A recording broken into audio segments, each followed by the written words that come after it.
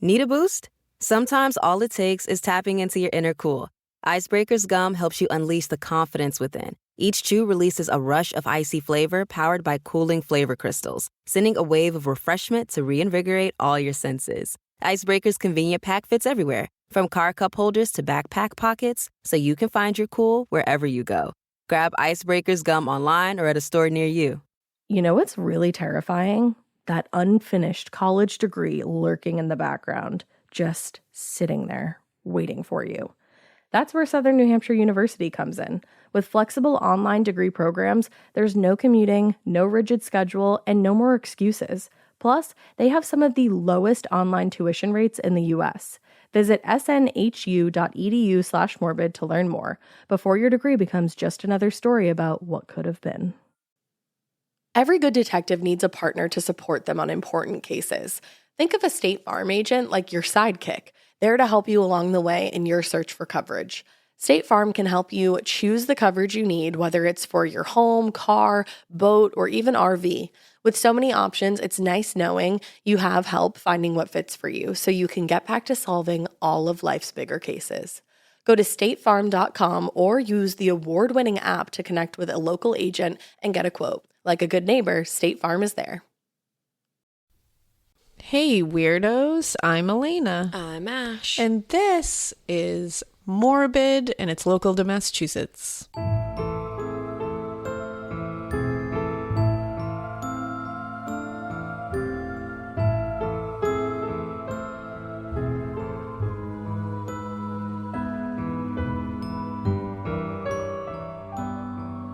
The way you said, and it's local to Massachusetts. Hello. I get excited about these. You should. I do. I like covering ones from Massachusetts. It's kind of my thing. It's kind of your thing. Well, do we have any business before we stay in Massachusetts? Before we stay in Massachusetts. Do we have any business? I believe we might have. Yeah, we definitely do. We have a show coming up next Sunday. Oh, that little thing. Is Father's Day. So come celebrate with your daddy or your daddy figure. Your daddy figure. And you can get tickets to that at onlocationlive.com/category/morbid.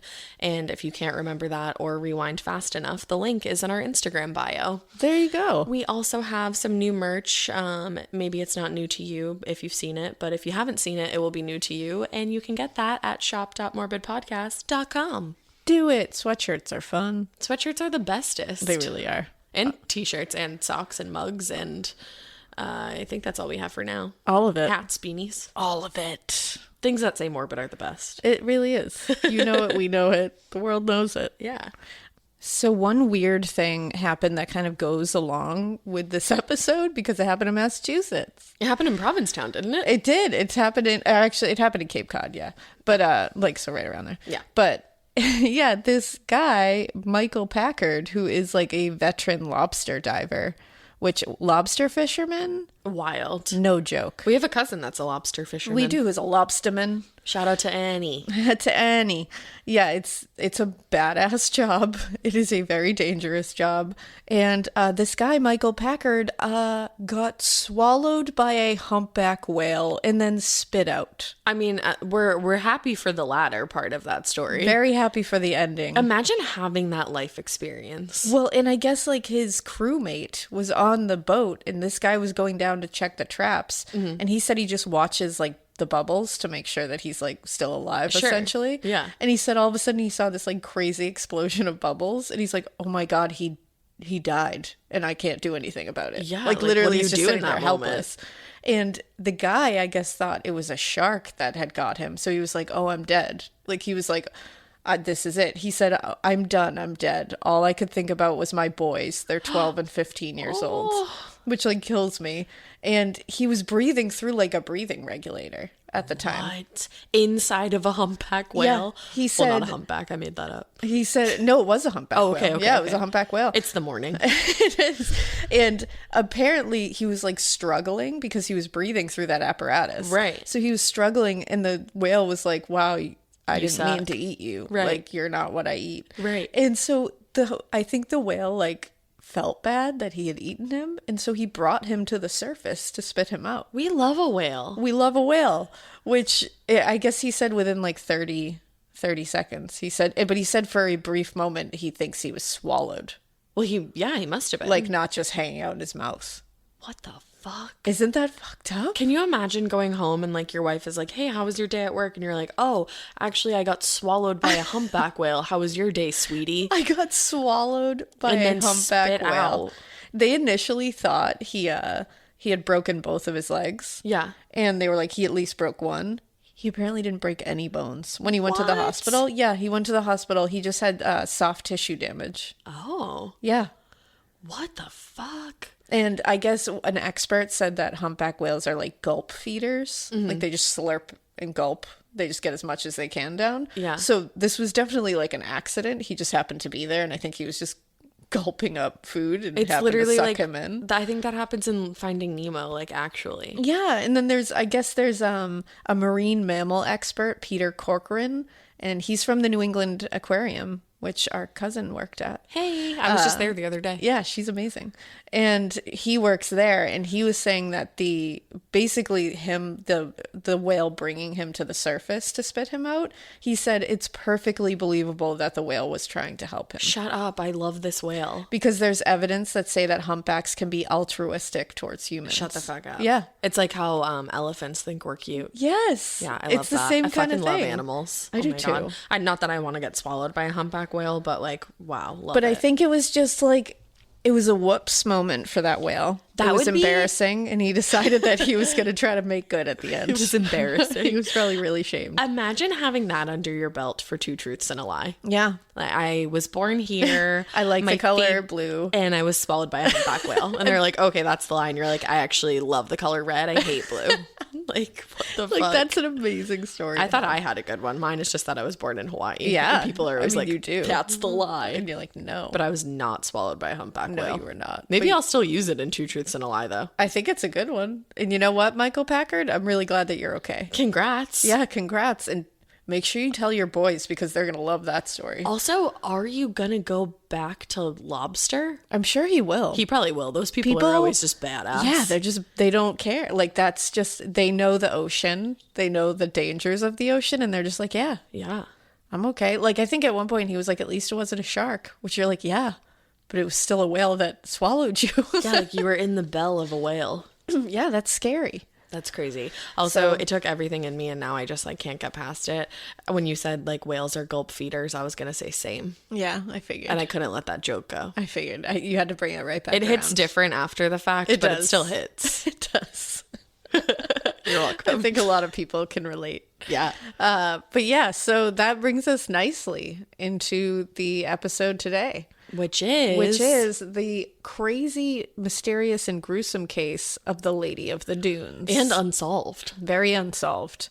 And now I want to solve it. Whenever I get into one of these cases really hard, I'm like, Well, you know, things do happen after we cover cases. They do. Sometimes, and I'm it just saying. freaks me out. I feel like this reminds me of like the Karina Holmer case, the way I want to solve it. Like, I Wow. really want to solve Yeah. that case. And I really want to solve this case, and they're both Massachusetts. I solved the Karina Holman case. Yeah. I know who did it. I know what you did last summer. But I want it like solved. Yeah, Like, yeah. I want it on the books. You want a real detective. I need be to doing know that. more information. We need to get like Billy Jensen in here, and we need to solve this citizen detective style. Let's do it. Billy, let's go. We're gonna solve this. Did you hear us? Can you hear us? Bring Billy? Paul.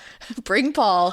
Always bring Paul, and we'll go. We solve should just this. get like a true crime squad together. Let's do it. Get I'm Sarah ready, Turney. guys. Like she's Let's clearly get doing Sarah. the damn thing. Sarah Turney, you're on the squad. We have to get Bailey Sarian because we're newly best friends. Yeah, and she can make us look good too. Yes, So please. while we're doing this, Yeah, I think that's the dream team. it really is. I'm sure we'll think of more later. We'll add to the squad because it's early, and I mean, can't the think. entire Morbid Network has to come. Exactly. Everybody. Everybody. All right. So, guys, let's pack your bags. Come to Massachusetts. We're doing this. See you soon. We're going to solve the Lady of the Dunes case. But let me tell you about it first so that you guys can decide afterwards if you want to join the squad. Yeah.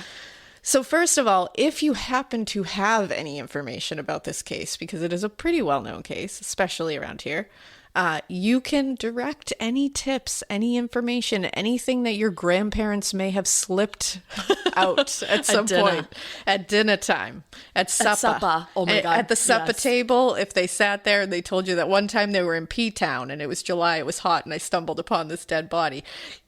Here's where you can tell the Provincetown Police Department, 508-487-1212 or 508-487-1213. Or if you have any information about the unidentified body that we are going to talk about, call the Office of the Chief Medical Examiner at 617-267-6767. So make sure you call those if you have any information. So I'm going to start this off with a quick little quote that's going to sum it up for you, what we're going to talk about. Alrighty. For the last 47 years, investigators have been struggling to identify the Lady of the Dunes, a handless corpse that was found nearly decapitated on a Massachusetts beach. So that's going to tell you everything you need to know about what we're going to do. Whoop, there it is. Now, it is wild to me. It's always wild to me when we can't find who did something, even if we have the identity of the victim. Because it's people should never be able to get away with this stuff, especially now. Right. But we don't even know who she is. That's the thing that is nuts to me, is that we don't know who this woman is. I know. No one's been able to identify her. It's so scary. And when I start telling you who she was, how she was found, you're going to see that it's strange. Because as they say multiple times, she seems well taken care of. Right. She didn't come across as somebody who was going from place to place or down on her luck down or on their anything. luck, or not, maybe wasn't connected to people. She seemed like she interacted with people quite often. Okay.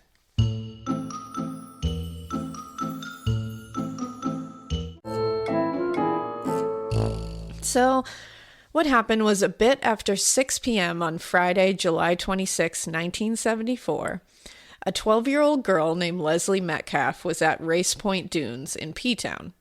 She was following. Your home should show off who you are. Now is the time to boldly write the newest chapter in your home story. And your main character? It's Ashley. Ashley has styles that balance timeless appeal and modern trends to bring your personal look home. Yes, these are well-crafted and affordable pieces with eye-catching design, but they're also built to stand up to real life. With features like stain-resistant performance fabric, options that are incredibly durable, easy to clean, and stain-resistant with machine-washable covers. Plus, Ashley provides fast, reliable, white-glove delivery right to your room of choice, so you can style your space without any stress. Ashley was nice enough to send us a bunch of new pieces for my pod lab at my house, and when I tell you they deliver it to your room of choice, unfortunately they did have to deliver to the attic, but they could not have been nicer about it. I got, or was gifted, I should say, the Revion Lake sofa and love seat. It's in this olive colored velvety fabric. It's so nice. I will say it is so freaking easy to clean because if you know me, you know that I have a white cat and a black cat and then a multicolored cat. The white cat loves to just roll all up on this furniture and leave his hair everywhere, but it's so easy to vacuum. I also got the Meili coffee table. So I have that, like I said, in my attic, but I'm ready to order another one for my living room because this coffee table is so beautiful. It has this antique old money vibe to it. I absolutely love it. And then finally, I got 3 actually of the core stone end tables. They have little shelves in them so you can dress them up and, kind of personalize them to your style. I highly, highly recommend all of the pieces that I got. And I just recommend Ashley in general. It was such an easy process to shop with them, and the delivery, all of that from start to finish. It was awesome. Visit your local Ashley store or head to ashley.com to find your style. Getting paid twice a month doesn't mean money is scarce. It just feels that way. That feeling makes you do weird stuff, like putting things on a card you didn't need to. Earnin removes that feeling. With Earnin, you can access up to $150 per day of money you've already earned, plus up to $1,000 between paychecks. Standard transfers take 1 to 2 business days with no mandatory fees, and expedited transfers start at $3.99 and cap at $5.99. 5 million people are already on it, and honestly, it's wild it didn't exist sooner. Download Earnin on the App Store or Google Play, spelled like earning money without the G. Type in Morbid under podcast when you sign up. It'll really help the show. Earnin is a financial technology company, not a bank. Access limits are based on your earnings and risk factors. Standard cash outs take 1 to 2 business days with no mandatory fees. Expedited transfers available for a fee. Tips are voluntary and don't affect the service. Available in select states. Terms and restrictions apply. Visit earnin.com for full details. Following a barking dog, it was a beagle, and she had been with friends at the beach.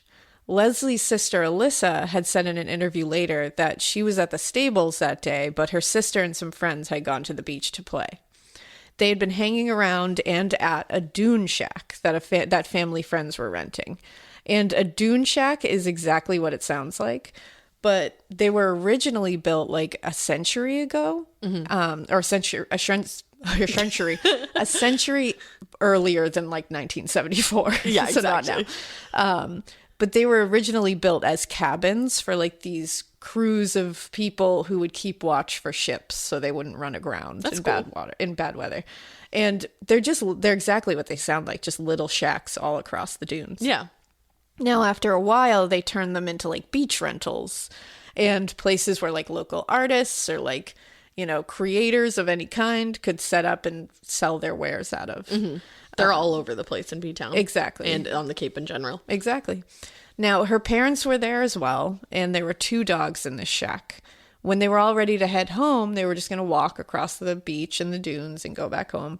They started walking, and one of the dogs, the beagle, followed them, which was fine. He was just walking down the beach with them. But then he kind of veered off the path and started barking wildly. Like clearly trying to tell them something. He was very clearly indicating something he had found. Right. That was for sure. So Leslie was like, what? Because she's 12 and Yeah, I want to know what that curious. dog's doing. I mean, I'm 35 and I'd be like, I want to find out what that to. dog is barking at. And she followed him, as I would. And when she ran off the beaten track after the dog, she quickly noticed a motionless form laying in the dunes. Oh my goodness. And it was surrounded by tall grass. Mm-hmm. Now, she said she thought the body initially was a deer at first. Not a mannequin this time. Not a mannequin. She thought it was a deer. And she said, she was upset enough about possibly running into a dead or hurt deer. Yeah. Like, that's still shitty. Of course. But then she saw the form completely. She made out some legs and feet, and she saw hair tied up into a ponytail and caked with blood. Oh my goodness. And she realized that she was looking at a human body. This poor little 12-year-old finding that. She could also smell the scent of decomposition nearby. Like, she had been there for a while in the summer sun. Mm-hmm. So she was baking. I was going to say. What had happened, though, was it was really hot. It's hot summers here and on P-Town. And it's right next to it's on the beach, right next to the water. Massachusetts water is not like crystal clear Caribbean water. Love that dirty water. So that smell of like the ocean and all that can be gnarly. But it's something you just expect here. Yeah. Like, that you're going to have that beach smell. You just get hit in the face with like red tide Exactly. smell. So it's like, this smell of this decomposing woman in the sun for what they think could have been, up to more than a week. Wow, I didn't know it was that long. Yeah, they think it was just kind of mixing with which tells you something about what the ocean smells like here. Yeah. That people were just like, man. Well, there's probably like mad bodies in our oceans too. So Yeah, there definitely are. So she could definitely smell it the closer she got. And their parents said that all they heard was her say, Mom, Dad. Like, she didn't scream, she just said Mom.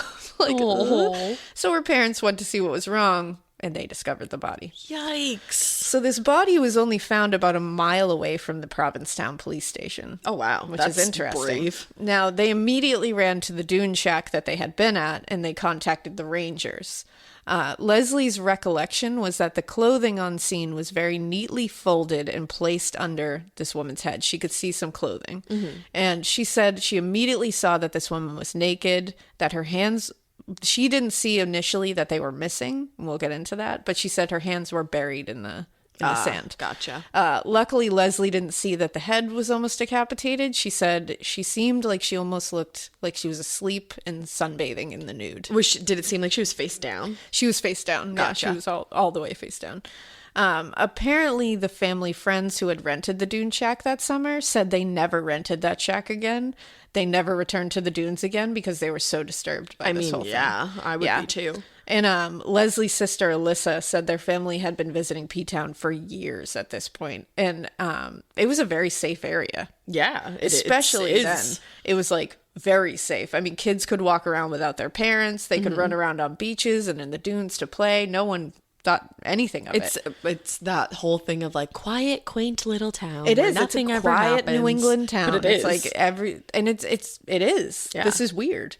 So Alyssa, the sister, also said that no one really interviewed them about their experience, the family, and likely just went off of the ranger's story for details. Usually papers and stories say that Leslie was walking her dog and just came across the body, but that's not accurate. Wrong. And I did find many stories that started off with a 12-year-old girl walking her dog. And that's wrong. I know it's not like totally pertinent to the info, like that she was chasing a dog that wasn't hers. Yeah, but still, home. you should get the information. But it makes right? it seem like this 12-year-old girl was just alone walking her dog and stumbled across it, and that's just not what happened. Well, and like to not mention that the parents also saw something. Exactly. Because I think the reason that they probably do that is like, oh, it's a 12-year-old, so like that's why we didn't really interview her. Exactly. We just let it go. And it's like, eh. So Park Ranger James Hankins was the first officer arriving on scene, and he said she was laying face down, naked on a green beach blanket. He could see red hair and that she had been severely beaten over the head. Oh, man. She was also seemingly missing her hands, he said. They were not buried. He and other media outlets said the hands were shoved into the sands with pine needle piles around them, like her arms, like where her hands should be. And it made it look like she was doing push-ups. Weird. Yeah. And he was quoted as saying it was ghastly. It was as if she had been laying there alone or on a blanket with someone and someone came up and clubbed her. There was no signs of a struggle. Even the sand hadn't been disturbed. Wow, that's so weird. And that's something that a lot of people talk about is there was zero sign of struggle. People say it did not look like she was fought here. It looked like she was there and was caught off guard. Well, and for there to not be like even like maybe blood splatter on the sand. Yeah. Like, that's weird. It's wild. It's really wild. And I think there was like definitely like blood spatter and stuff, but you could tell she didn't fight back. Right. So she was definitely caught off guard, which it's like, was she asleep? That's honestly what a lot of people think is that she was asleep. Well, and I feel like that's kind of an area too where you would go to sleep because like you don't have to worry about the water, like the tide changing, anything like that. And you're in the tall grass. Exactly. She was hidden enough that she could have been sunbathing in the nude. Exactly. And like hiding in the nude and just kind of fell asleep. Yeah. And it's like, but what happened? Yeah. Were you with someone? Right. So, like I said, there was some clothing that were found. There was a pair of Wrangler jeans that were folded up like a pillow under her head, which to me says she went to sleep with those under her head for like a pillow. And there was also a blue bandana under her head, and she was laying halfway on a light green blanket, like a beach blanket. The Warren Tobias, who was the retired acting police chief in Provincetown, said she was definitely posed there. She was lying out on a beach towel as if she was sunbathing. So he doesn't think that she was asleep then? She was either posed there or that's like what she was doing when it happened. Gotcha. James Hankins, the ranger, called Provincetown police chief at the time, James Jimmy Meads, at home because they were friends. And actually, I guess Meads had given Hankins like some extra responsibilities. Like he could kind of like do more than a normal ranger could because he was like trustworthy. Okay. So he called him at home and he was like, you got to get down here. Now, Provincetown Police Chief James Jimmy Meads felt like it was his duty to solve this case. So he was so trustworthy. This was the police chief. Oh, well, that's good. He's trustworthy too. He felt very connected to this case, and he took every opportunity to push it forward and like really push down doors to get things done for this case. Like he had a forensics team come together at one point to create composites and clay models of her likeness. He literally said he wouldn't retire until he found out who she was. And for years, he actually had her skull in his office as a reminder to himself that she was unnamed and can't be forgotten. Wow, that is dedication. Yeah. He also got her dental records and all information published anywhere he could, and constantly brought up her case in any interview he did, anywhere he could. He was really trying to keep her case in the forefront and make sure she was not forgotten. It's so interesting that they did get her dental records, but and we'll get into it. Don't worry, because she has very specific dental records too, which makes it even weirder. Weird. I love this. So case. he said, quote, "With most murders, you try to figure out who the murderer was. I've spent years trying to figure out who the victim was. As the years dwindle on, more dentists will retire or die, more dental records will be lost, and the opportunity for identification will diminish. Maybe someone on death row will decide to cleanse his soul before he dies and confess to the murder. It appears that someday soon I'll retire and the case won't be solved. But I'm sure whoever follows me in this job, if they get a lead, they'll call me and I'll be ready." Oh. And each chief after him have all made it a priority to bring this case back up and try and solve it. That's every good. single case. I'm glad. Every chief after him has been like, priority number one is solving this case. Yeah. So when Meade showed up after Hankins called him, he showed up with 2 other detectives that evening, and he saw the scene, and he said immediately his head went to Tony Chop Chop Costa. Hey, we know all about Tony Chop Chop. We do. If you remember, we did an episode about Tony Chop Chop Costa, another killer in Provincetown. And I don't know if anybody caught that Jimmy Meads is kind of a familiar name. I thought it was, but then I didn't know if I knew somebody personally with that name. Yep. See, Meads was in our Costa episode. I thought so. Yeah. He had actually known Costa since he was young when he moved to P-Town, and Meads had been the one to recruit Costa as a drug informant before he turned into a serial killer. Because of his help in the drug informant cases, Meads wrote him a letter to get him early parole when he was in jail for non-payment of child support. And because he basically wrote the letter to get him out so he could use him as a police drug informant. So he got him out 5 months early in November 1968. And 2 months after he was let out, he murdered Pat Walsh and Marianne Wysocki. Right. So Meads was part of the investigation. He actually spoke to Patricia Morton, who was the rooming house owner, who told him that Marianne Wysocki and Pat Walsh had spent 2 nights at her rooming house, and that a man named Tony Costa had also been staying there at the same time. She had told him that they had interacted and that she had not seen the girls in a few days. And as we know, Tony had killed them both. Right. So that's a bummer. So that's why their head immediately went to Tony. Exactly. So, and it's very much the dismemberment and stuff is very Tony Costa, Tony Chop Chop Costa. But not like him. Sorry, I'm probably jumping ahead of you. Oh, no. Well, the big main thing was immediately he thought of Tony Chop Chop, but then he realized it couldn't be him because he had killed himself May 12th, 1974. All right, well, that's out. So it couldn't be him. And I was going to say he didn't leave people out in the open. He would have buried them in the garden thing that he had. Yeah, he liked to do his little garden, his Tony garden. Yeah.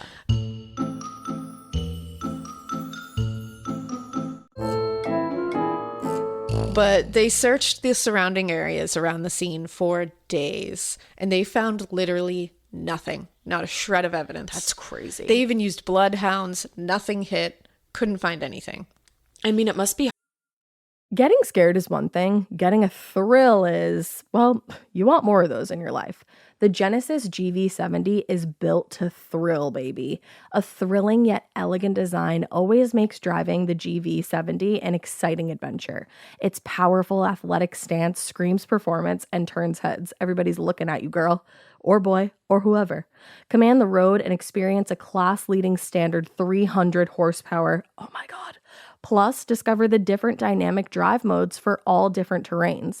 Choose between the different terrain modes for whatever road conditions you may encounter. The Genesis GV70's award-winning technology and performance lets you drive with comfort and drive with confidence all at the same time. It's an exciting SUV with intuitive tech that can make your ride smooth even when the road isn't.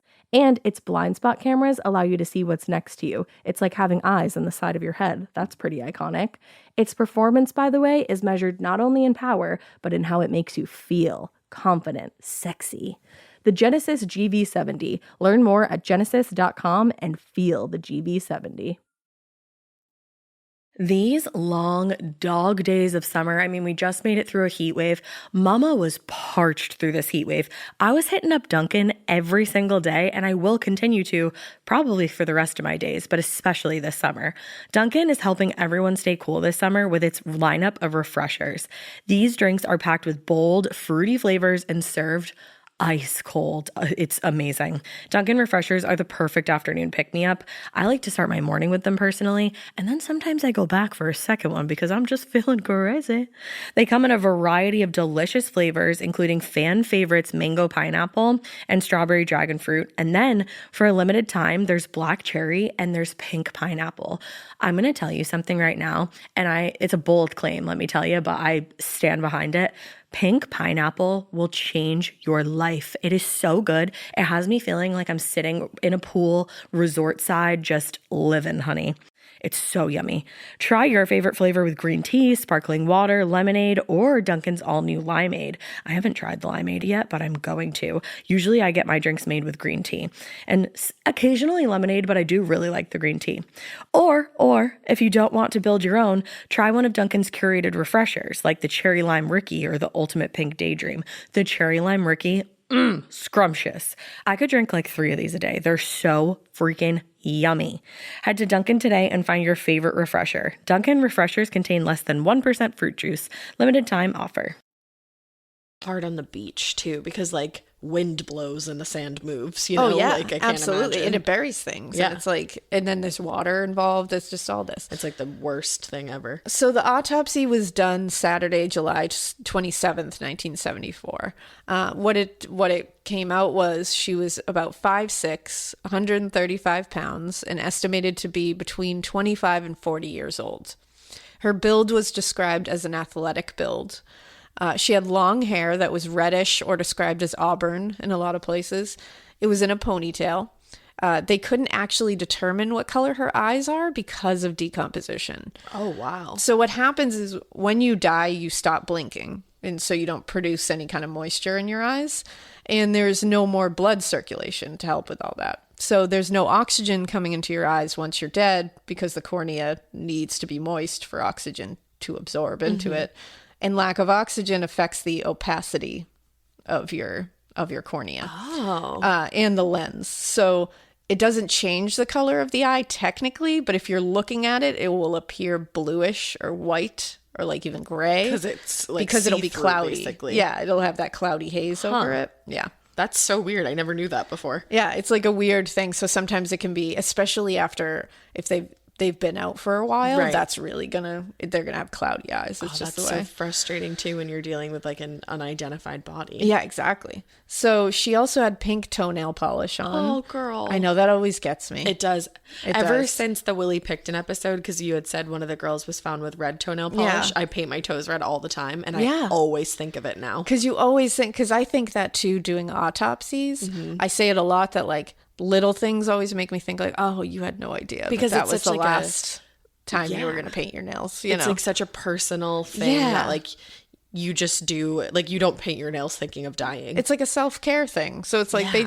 they either you or someone painted your toenails and you had no idea that was the last time you would do that. And that, it's sad. It freaks me it always out. gets me. Now we're going to get into her teeth. So Okay, because I'm interested. she had lots of teeth missing, but they are fairly sure that this was from the murder or circumstances, but not circumstances before the murder. They think that this was on purpose that her teeth are missing.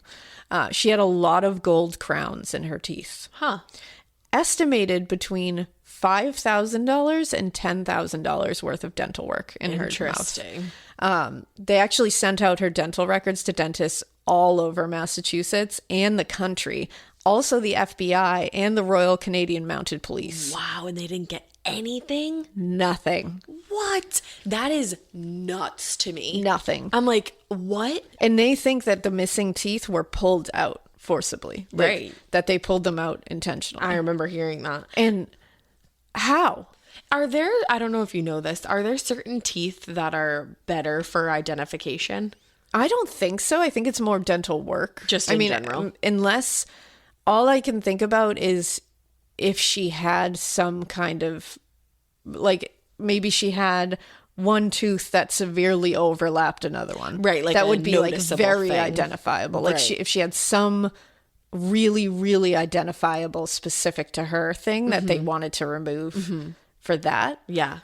But like to just the teeth themselves, I think that it's just really the dental work that you're looking for. Well, and then does that say to you that this is probably somebody who's like killed before because they know that and they're like that, like callous to freaking pull a tooth? Yes, because when we get into the hands, those hands were definitely taken off to take away fingerprints. Right. So this is somebody who knows how to take away identification and did a Right. great job because we Right. can't identify her. So clearly has probably done this before. I feel like that. I think so. I That's don't a think very this is a one-off. experienced level of moida. And we're going to get, at the end of this episode, we'll talk about the theories, who has been brought up over the years, and maybe talk about who we think could be it. She was also sexually assaulted with a wooden block, but they think it was done post-mortem, which is either terrible way. regardless. But her hands were cut off, like I said, one at the forearm and one at the wrist. So no fingerprints to identify her, obviously. Where her hands would have been, whoever placed her there had piled on pine needles, like intentionally. The left side of her head had been crushed in like an eggshell, they said. The medical examiner said it looked like the blow had happened from someone lying next to her or when she was asleep. There wasn't any signs of struggle. She was on one side of the blanket, so it seemed likely that she may have known her killer or was at least slightly comfortable with them and was asleep and didn't see it coming. Yeah. So it's either she was asleep, didn't see it coming, and didn't know the person, or she was on that blanket with someone. And she fell asleep or was they just took lying her there out. and they took her out.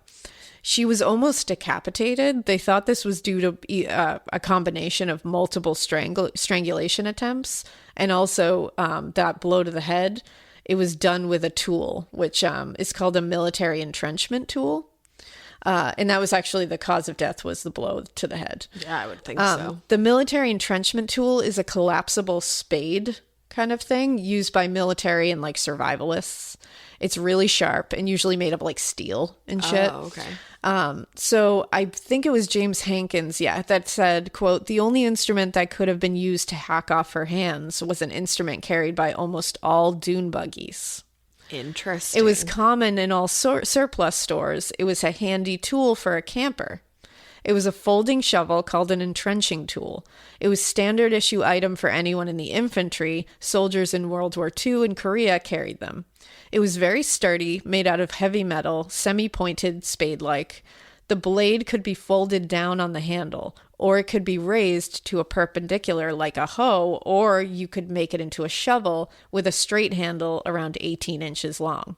In hand-to-hand combat, you could use it to fight your enemy. Wow, so this is a versatile tool. It is, and it sounds like every dune buggy had one. Yeah, which is and interesting. That it's a good tool for campers, people who camp out on the dunes, people who... So this is opening up like Many doors. a lot of doors. There was also a ton of insect activity on the body I that they would think noticed, so. and we'll also mention that again after we talk about the theories. Yay.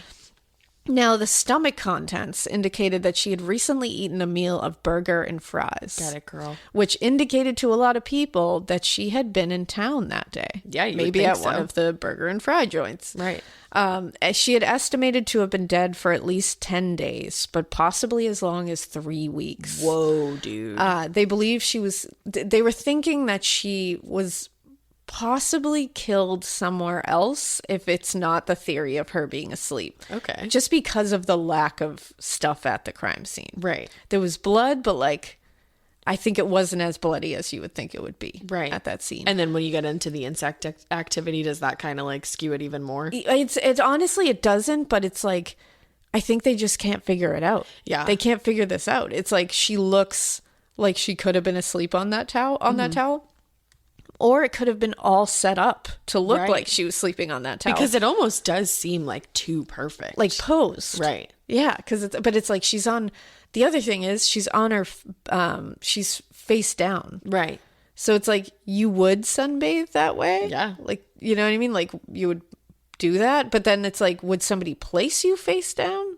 Or would they place Well, you face up? Maybe they would place you face down to make it look like you had been sunbathing. Though. Exactly. Right. So They it probably all just kinda- don't want to rule out anything because it could they have be no anything. Yeah, they have no evidence to say exactly what is Right. going on here, which Oh my is God. so I frustrating. can't imagine working on this case. Even just like listening to it is So frustrating. So no missing persons matched that description.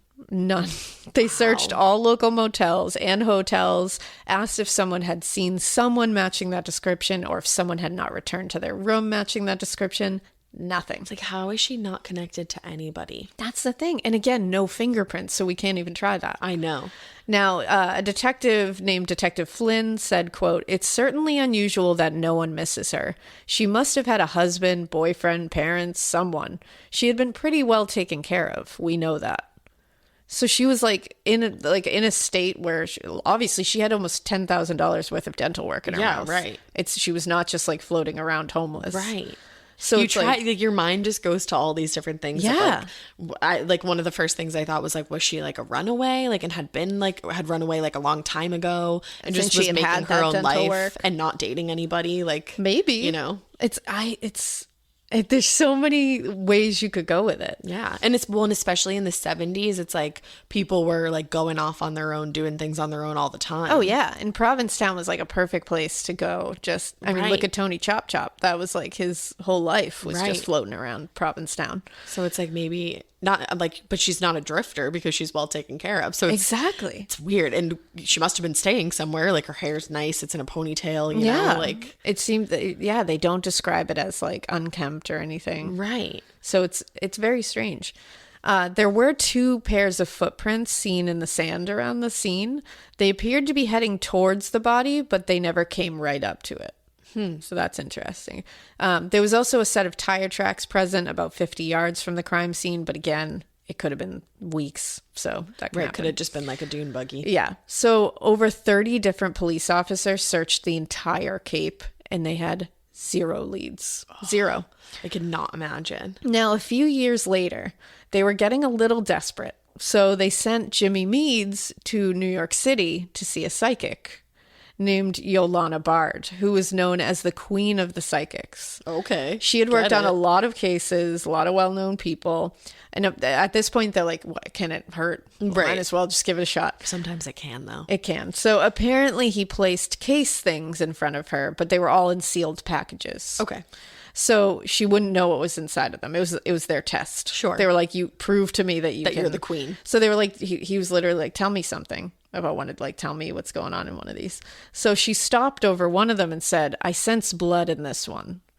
And it was an envelope containing a bloody piece of evidence from the crime scene. But also, there probably would be blood in one It's of true. them. So, but then she said she saw dripping, and she said there was a beach. Now she didn't know what what victim she was talking about here. Right.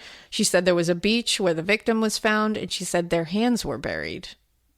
That's what? Yeah, that's huge. So she gave him directions to where the hands would be found, buried. Wow. And he went back to P-Town to look. He was like, all right, I'm going to go check this out. And he put everything she said together and decided that the place she was indicating, he thought was a place called the Ace of Spades, which was a bar in town. And it had been there for a while. And what happened was the water, I guess, dripped onto the beach from some of the sinks. It was known that so the dripping water. Yeah. And it all kind of matched up with the description. So he went there, and she had told him that they would be buried in the basement. Mm-hmm. And unfortunately found out that 2 months earlier, they had cemented the basement. Oh my God. And that's also a little strange. Little strange. Why are you just cementing your basement out of nowhere? Exactly. I mean, maybe you have radon, but still. Maybe. Massachusetts, it's old. We got lots of radon coming up in these random dirt basements. I know, so it's really not that crazy to think It's of really someone not, but it's cementing a still basement. But it's curious timing. Well, and he was thinking he was going to be able to at least dig around, and he couldn't even do sucks. that. So James Hankins, the ranger, said that he had walked away from the crime scene that night, and he noticed something when he walked away. Okay. And he said he didn't say anything, and it's always bothered him.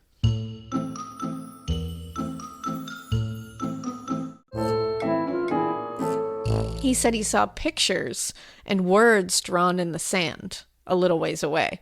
but he said it didn't look like kids' drawings to him. Because he was like, at first I was like, oh, kids draw in the sand all the time. It's the cape. Like, the kids are. Getting scared is one thing. Getting a thrill is, well, you want more of those in your life. The Genesis GV70 is built to thrill, baby. A thrilling yet elegant design always makes driving the GV70 an exciting adventure. Its powerful athletic stance screams performance and turns heads. Everybody's looking at you, girl, or boy, or whoever. Command the road and experience a class-leading standard 300 horsepower. Oh my God. Plus, discover the different dynamic drive modes for all different terrains. Choose between the different terrain modes for whatever road conditions you may encounter. The Genesis GV70's award-winning technology and performance lets you drive with comfort and drive with confidence all at the same time. It's an exciting SUV with intuitive tech that can make your ride smooth even when the road isn't. And its blind spot cameras allow you to see what's next to you. It's like having eyes on the side of your head. That's pretty iconic. Its performance, by the way, is measured not only in power, but in how it makes you feel confident, sexy. The Genesis GV70. Learn more at genesis.com and feel the GV70. This is a paid ad by BetterHelp. I happen to be somebody that struggles with people pleasing. So a lot of times I will build things up and up and up and up and up and then kind of get to the point where I'm like, I need to let this out to this person. Even in 2026, that stigma and just stigma in general can get in the way of a lot of things, like getting support for your mental health. Maybe you've encouraged friends to consider therapy while avoiding taking that first step yourself because you're busy. You're worried about what other people might think, or telling yourself that you should handle this all alone. But therapy with BetterHelp, the world's largest online therapy platform, can be a space to slow down and talk through what's been building before it feels unmanageable. Just take a short questionnaire to identify your needs and preferences, and BetterHelp will handle the initial therapist matching work for you. Their industry-leading match rate means BetterHelp typically gets it right the first time. Feel confident knowing BetterHelp therapists work according to a strict code of conduct and are fully qualified. Don't let hesitation hold you back. Find support with BetterHelp. Sign up and get 10% off at betterhelp.com/morbid. That's BetterHelp, HELP.com/morbid. Here all day, every day. Yeah. But he was like, for some reason, it just didn't ring as kids' drawings to me. And he says look? it always bothered him because he didn't investigate it or take a photo, because he was like, whoever drew those things was definitely close to the body recently. Right. Because they would have been erased by the wind or the waves if it was done earlier. Right. So he's like, it always bothered me that I didn't take the second to go see what they were. As well. I know. And the body was finally laid to rest at St. Peter's Cemetery in October 1974. Her tombstone says, unidentified female body found Race Point Dunes. Oh, that's very sad. Yeah. And actually, Alyssa Metcalf and said she and her sister Leslie, who was the one who found the body, would often go to the cemetery and visit her grave. I love that. And they said they always felt like a weird connection to her. And it always bothered them that, like, they still don't know who she is. Well, and it's like you have to, like, respect them, like, through the afterlife, too. Yeah, you know? exactly. Like, plant flowers or something. Yeah, and it's like she's unidentified. Right, like, somebody knows her and somebody must cared miss about her, you know? Like, who are you? Right. Who are you that misses her and hasn't said anything? But in 1987, 10 years after this, a Canadian woman came forward and said she thought this woman could have been a victim of her father's. Apparently, when she was young, which hurts my heart, she witnessed her father strangle a woman while she was visiting him in P-Town in the 70s. Oh, shit. Now, this woman thought that this was the woman. She was like, I think I recognize her as the woman. Wow. So they get this and they tell Meads about it. And he was like, I'll go up to Canada and I'll interview this woman. Hell yeah, like, let's I'm go. going. So then they try to contact her again to get more information. She had moved out of her home and they literally couldn't find her again. Bitch. And she never contacted them again. I have goosebumps. Right? Look at my arm. Right? I mean, I feel it's like that's really shitty. Like, why would you call and like get them excited to fix this case? And Exactly. like, obviously, that must be like a really traumatic thing for you to have to like even call in the first place. But it's like someone lost someone. and like clearly you were trying to help. So like, what made you change your mind? Just follow through. One, you have to wonder like, was her dad still alive? Well, at that that's what I point? And like wonder. she got scared and like he found out or something. Yeah, like did someone find out in the family and was like, Intimidation. you got to be quiet? Did he find out? There's so much place that could have happened there. It's like we don't even know. I can't find any information about what this lady's name is or anything. Dude, imagine if her dad like found out and he like also killed her. Imagine. Like that's not. I did tons of digging to find who she was. I'm gonna keep digging to find who she was because I swear to you, I want to find out this woman. I'm gonna find this woman. Oh, come on. I'm just gonna call Canada. Hi, Be Canada. like, hello. It's me, Alaina from Hello, Morbid. it's me, Alaina. And I'd like to talk Do we have to any that contacts woman. in Canada, guys? We do. Alaina's calling 1-800 Canada. Excuse me, that's spooky. Johnny and Tyler. Accurate, very Can you accurate. help me? I meant like contacts to like the police people. Yeah, Johnny and Tyler. They're very important people. Like they can help us out. I mean, they are VIP. They are. All right, so Johnny, Tyler, let's get on this together. More squad up. All right, we're making this squad Canada. huge.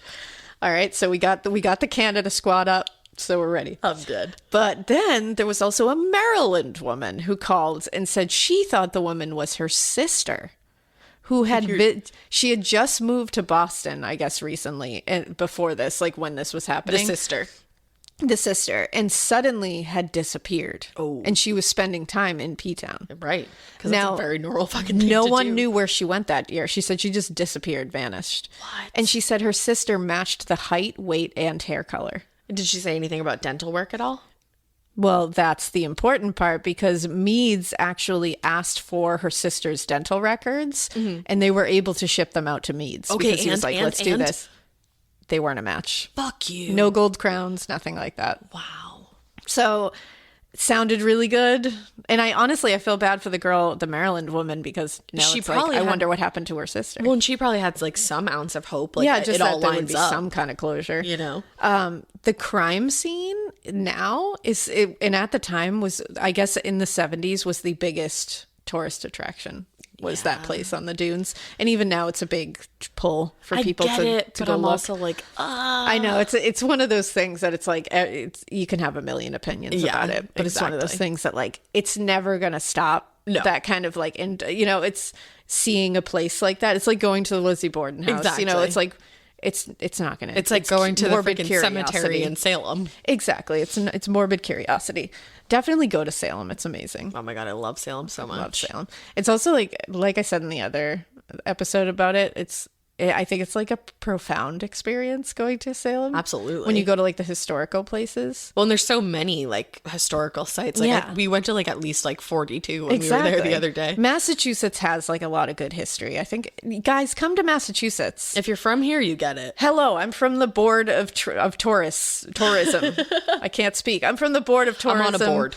In Massachusetts. Come visit Massachusetts. Come, little children. Yeah, that was in Massachusetts too. See, we have tons of shit. I'm dead ass. So do it.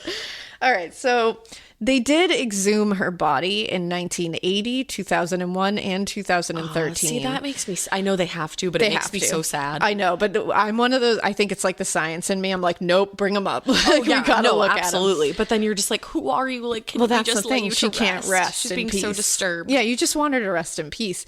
But they keep, advances keep happening in science and forensic science. Yeah. So every time something comes up, they're like, let's bring her up and see if we can use this. Exhuming her is eventually to get to the goal of her resting in peace. Exactly. And that's always the goal with exhuming a course. body, is to eventually get them to rest forever.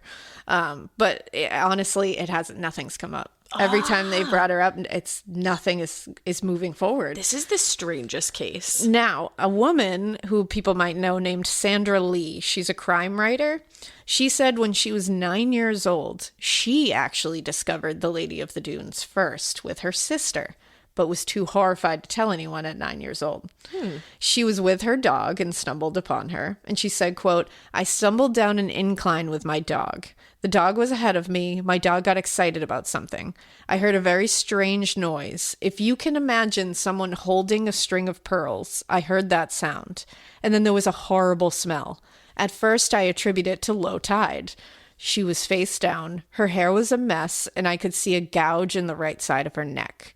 Her arms were tucked down in the sand, so I didn't know anything was missing. I recognized the green blanket right away. The lower half of her body was covered with something. She later found out that sound like somebody holding a pearl necklace, which you can tell what that sound is. That was the sound of hundreds of thousands of maggots crawling all over her body. Yeah.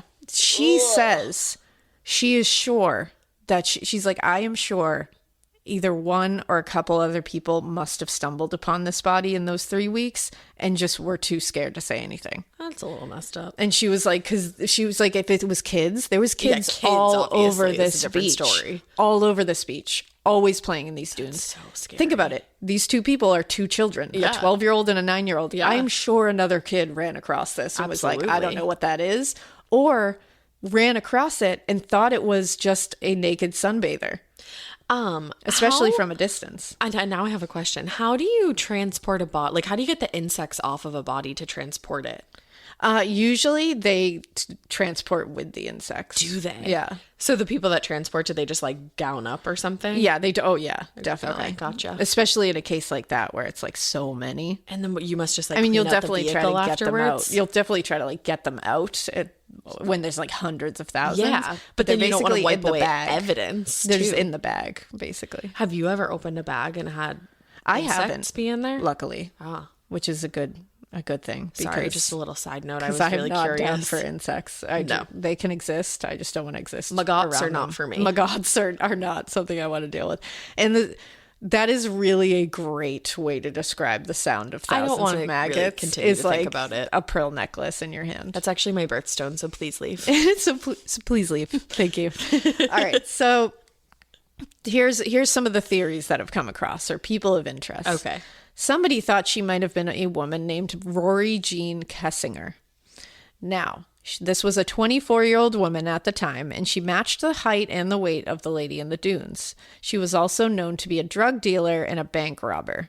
She was picked up at one point running around naked in the woods in Pembroke, saying she had been sexually assaulted. And an off-duty police officer brought him to his home to call for backup. And when she got in there, she turned off the lights, stole his gun, and then said she had to kill him. What the fuck? And he wrestled it from her, but she went to jail for assault and intent to murder. Wow. She went to jail in Plymouth, and on May 26th, 1974, she escaped from jail because someone smuggled her in a hacksaw, and she sawed through the bars. Like, I hate to say this, but like bad bitch vibes. She was never seen again. Unless she's the lady on the dunes. She was never seen again. Such a no different one Rory. knows where she went. Such a different Rory. Such a different Rory. Honestly, though, not a different Rory. Rory Gilmore, she did go to jail. She did steal a boat. Huh? And she is part of many adulterous affairs. So she's not I don't know on if she's robbed any banks, though. I don't know. We don't know. We didn't see her. We didn't see her rob a bank, but we didn't see her not rob a bank. I can't say she didn't rob a bank. I didn't see you not rob a bank, so maybe it just didn't make the final cut. I don't know. But either way, it wasn't Rory Gilmore. Okay. And it wasn't this Rory, because in 2002, DNA from her mother, they used like familial DNA, compared to the unknown body, proved it wasn't her. You know, I didn't think it was her. I didn't either, but a lot of people thought it was, because the other thing was, you see a picture of Rory, and you see a picture of this on the composites of this girl. They do have a striking resemblance to each other. So it is interesting.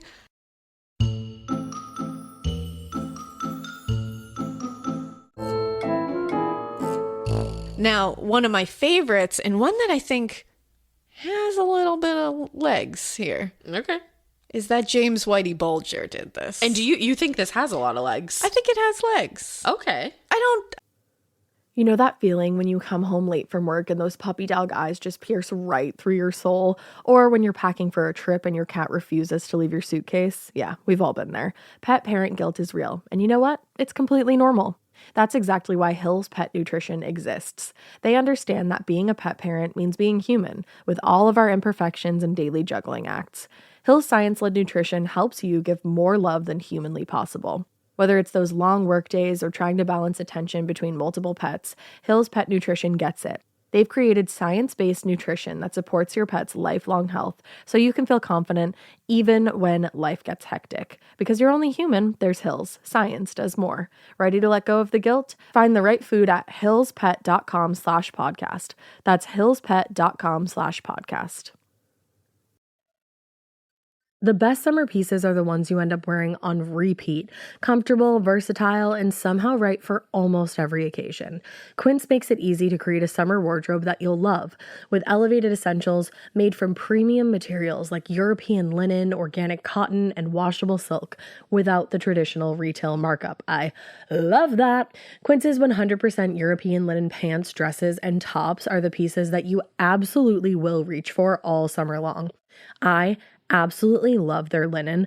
I have so many pairs of their linen pants, which you can dress up or you can dress down in the summer. Like, say you're going to a nice dinner, you can pair it with like a silk shirt, a really cute necklace, some good, makeup and an updo. Or if you're just looking for a more casual look, you can do the linen pants with like a loose button-up shirt and you still look really chic, kind of like, I don't know, Diane Keaton vibes, I kind of think. Also, it's not just apparel. Quince also offers elevated essentials for your home, from bedding and bath to kitchen essentials and furniture. They have it all, honey. I am a big lover of Quince, and I really do think you will be too. Make your summer wardrobe feel easier. Go to quince.com/morbid for free shipping on your order and 365-day returns. Now available in Canada too. That's QUINCE.com/morbid for free shipping and 365-day returns. Quince.com/morbid. I'm not sold, Okay. but I think I'm like, it's one of those that I can see that it definitely could be him, and I can also be like, So it's just like, it's one that I just will keep over in a corner. Well, and if you know anything about Whitey, like in the whole beginning of this thing, I said, like, this is clearly somebody who's killed before. Exactly. In my opinion, at least. Well, and we, especially if you're in Massachusetts, like everyone knows Whitey Bulger. If you're in Massachusetts, you definitely know Whitey Bulger. Yeah, you're probably his cousin. And your grandparents are probably telling you that they should have just let him keep being on the lam because he's a harmless old person. Yeah, sure, Papa. That makes sense. Sure. So witnesses said that they saw, because people would see Whitey Bulger all over the place. He was existing among everybody. Everybody was vibing. Everyone was just letting him do his thing. Whitey was a vibe and a half. He was scary. So witnesses said that they did see him with a woman who matched the Lady of the Dunes description in P-Town at this time. Interesting. He was known at this time to be in P-Town. What the fuck was Whitey Bulger? You want to know what he was P-Town? doing? He was frequenting a bar in the area called the Crone and Anchor. I mean, it makes sense, but like, Yeah. P-Town is just such a chill vibe, and Whitey is such a chaotic vibe. He is. I think he's chaotic in Boston, and I think he chills in He's P-Town. vacationing. But if he did this, then he's was chaotic not everywhere. chilling. So it'll erase my view of him being chill in P-Town. But yeah, so this bar, the Crone and Anchor, that he loved to frequent down here, was very close to where they found her body. Oh, that's weird. His thing was to remove his victim's teeth. Right. He did have a thing for that. Sandra Lee, the crime writer, thinks that this woman may have been an Irish immigrant and that she was groomed by Bulger to be forced into sex work. Oh, no. Because he was also a human trappicker. Like, he was in all that He's shit. a real bad guy. He's a real bad guy. I feel like some people kind of like... He gets glossed over as just like... I feel like a lot of these like mob bosses and like crime families, they become a thing glorified. Because, you watch The Sopranos, you see The Godfather, and you see how terrible it all is, but somehow everyone just kind of is like, but that's a cool crime family. You know what I mean? Like, it's just, I think it's like a weird human thing that a lot of people do. And I think he's one of those characters that's so infamous that people just are like, Whitey Bulger. You know what it is? It's like Hollywood makes it. It is. A It's thing. very. He's become a Hollywood figure. Yeah. So I think it glosses over the true atrocities that he did. Yeah, like he murdered his own girlfriend. He did, and he murdered his own right-hand man's girlfriend, like made him help him do it. Yeah. Oh, maybe Steve Rifleman Fleming. Is that what I'm thinking of? Yeah, I mean, he definitely like murdered women, and he did it and he would like strangle them too, which is again interesting. They think she may have been strangled. She thinks this could be that, and maybe that's why we're not identifying her. because she's not from here. Right. The New York Times reported, quote, tales of his exploits were learned from childhood there. How he shot men between the eyes, stabbed rivals in the heart with ice picks, strangled women who might betray him, and buried victims in secret graveyards after yanking their teeth to thwart identification. That is 100% true. Yeah. If you grew up here, you grew up hearing tales of Whitey Bulger. Literally, like, there was like a Whitey Bulger, like a book about like him on my summer reading. Oh, yeah. Yeah. Black Mass, probably. Maybe. Was it Black Mass? I don't think it was. It was, I don't know. I'll think of it later. But yeah, so Sandra Lee actually thinks he's the guy. She thinks that's who did it. I mean, I think you're right. It does have legs. It's never been proven that she isn't one of his victims. They haven't been able to prove she isn't. They also haven't been able to prove she is. People hoped he would confess to it, but when he was arrested, but like he was beaten literally to an unrecognizable pile of meat by inmates in West Virginia, October 30th, 2018, when he was 89 years old. Yeah. He literally entered prison and they literally just beat him to shit. Yeah. So he didn't exactly get a chance to admit it, which is kind of a bummer. Kind of a bummer, and actually kind of interesting that like inmates beat him to death, because there is like, you know, that like how there's a hierarchy in prison. You would think a mob boss would be on top. You would think. But I don't know if it has he to was do so with horrific. Like, I don't know. It's a weird flex there. I don't know. It is. But I mean, he's a really bad guy. So he was 89 at the time. He had also been on the lam for so long. Maybe it was like they were pissed that he got away with it for so long. I don't know. Who knows? Either way, he really got it. He got. But I really would have preferred him to be able to maybe get convinced to like admit a few things. I just feel like he would have had many things to there's admit. some families that would have liked to hear some closure and stuff. So it's like, that's a bummer. Yeah, exactly. That's why like prison justice, sometimes you're like, okay, but like I would have liked to get some information. Yeah. Like, you know, it works when you're like throwing hot water over Daniel Morcomb's killer. Exactly. Or like tattooing Katie's revenge on that guy's forehead when he killed the most little iconic girl. thing I've ever heard That in my stuff, life. I'm like, all right, do that. They can still talk. Feel free. But like, yeah, this is just tough. But yeah, so that's possibly who it could be. Okay. There's another one. In 2000, a serial killer named Hayden Clark confessed to the murder of the Ladies of the Dunes. Okay. He confessed from prison while he was serving two 30-year sentences for the murders of a 6-year-old girl named Michelle Dorr and a 23-year-old woman named Laura Hotelling. Oh my goodness. He claimed he killed up to 12 women, and he said he buried some of the evidence on his grandfather's property, like in his garden on the Cape. That's a dick move. And Clark explained that he had buried evidence from the Lady of the Dunes crime in his grandfather's garden on the Cape. So did we go there? And he said he knew the woman's identity, but he was not going to tell authorities because he said they were mean to him. So he's not going to tell them. It's really not their job to like make you feel super welcome. So, just so you know. Yeah. So he led police on December 15th, 2000 to his grandfather's former property. And they did dig in the garden and did find a big plastic bucket filled with more than 200 pieces of jewelry.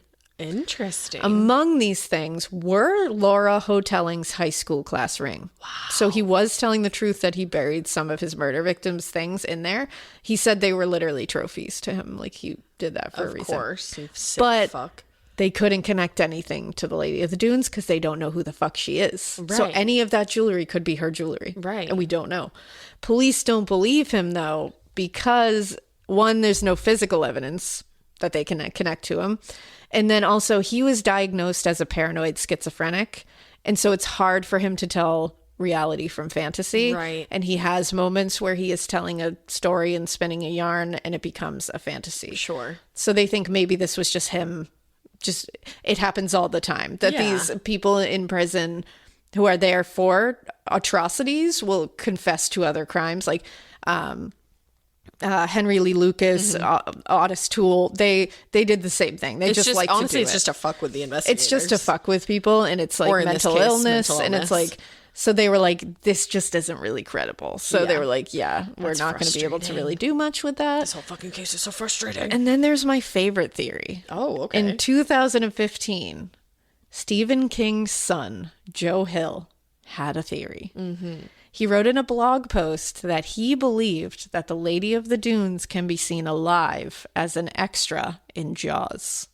Oh my God, how did I forget about Yeah. this? I literally knew that this was a thing. Yeah. But the entire time we were doing this, my brain just forgot that piece of life. And he said in his blog post, what if the young murder victim no one has ever been able to identify has been seen by hundreds of millions of people in a beloved summer classic, and they didn't even know they were looking at her? And he said, what if the ghost of the Lady of the Dunes haunts Jaws? That freaks me the There fuck is out. a woman who looks just like the sketches and composites and is wearing Wrangler jeans and a blue bandana. I mean, hello. But there's a lot of women at that time that dressed exactly like that. Yeah.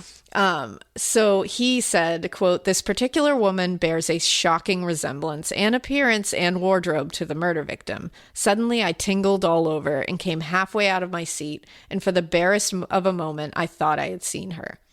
Now, Jaws had been filmed 2 hours away from the crime scene, so not that far away. They had never recorded the names of their extras. Oh, shit. And a lot of there's like a locals were extras. Like, they would just show up and agree to appear in the final cut. Yeah. So police are skeptical, but they said they are not going to say it's not possible that that is her. I mean, of course, a lot of women dress like that at the time, but the fact that this woman looks like her. Looks like her in the with blue features bandana is huge. That's a big one. And Did they ever find like a bathing suit top or anything? no, they didn't find anything like that. I know, that's what's weird.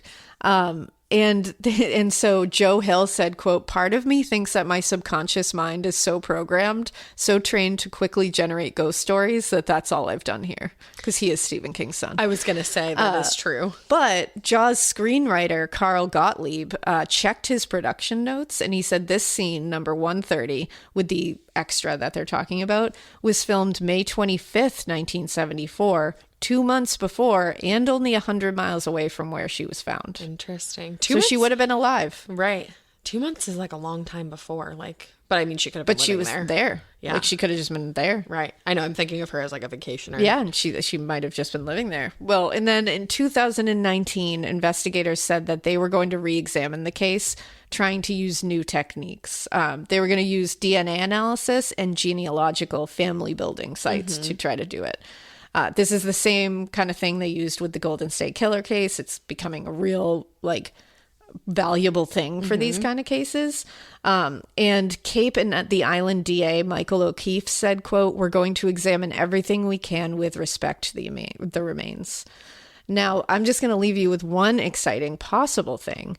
American Horror Story Season 10 is being filmed in Massachusetts, and it has hinted at a Lady of the Dunes storyline. Bitch. Possibly as a subplot. Oh my God. So I like combed Reddit for some theories about this too, because they are really good at like finding these things.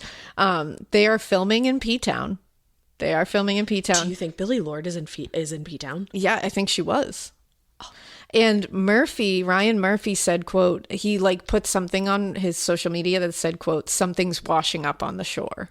Girl. Something like that. And then teased a photo with two hands on the beach.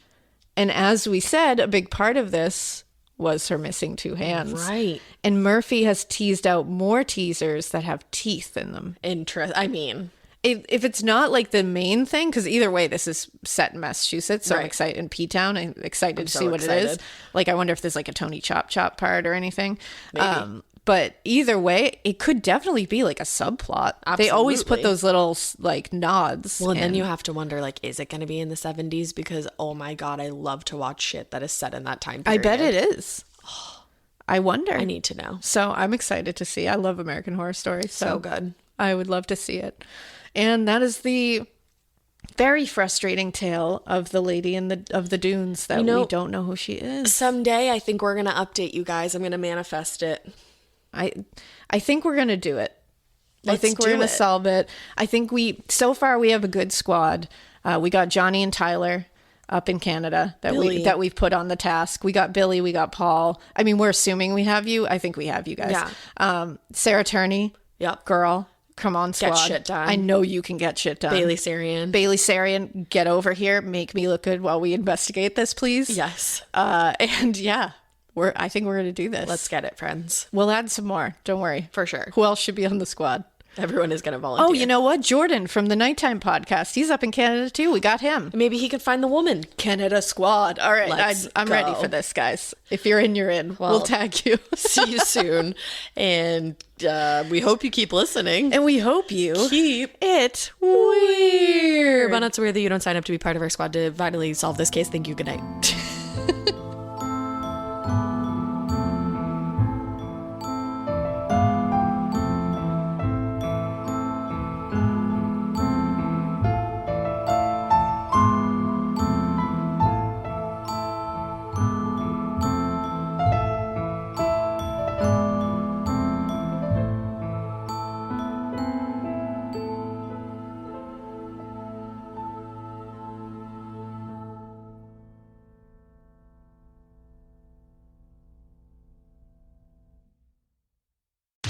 Girl, let's get real. Some pads are just diapers with a good PR team, but not the new Kotex BioCare. That's because Kotex BioCare helps defend against odor and irritants. And it's the first and only pad with this pH proactive system that helps optimize the pad's pH. Just think of it as self-care for down there. Check out Kotex.com for more details on the all-new Kotex, completely redesigned to meet your needs. You asked, we heard.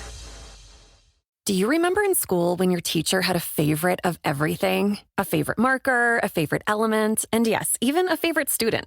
Who wasn't me, so let's move on. I want to talk about their real favorite thing. Kleenex tissues. According to teacher lists, Kleenex is the #1 facial tissue trusted by teachers. They're silky soft, help prevent skin irritation. And now, with Kleenex Snap and Go, you can take them anywhere. Stock up on the ultimate classroom favorite. For whatever happens next, grab Kleenex.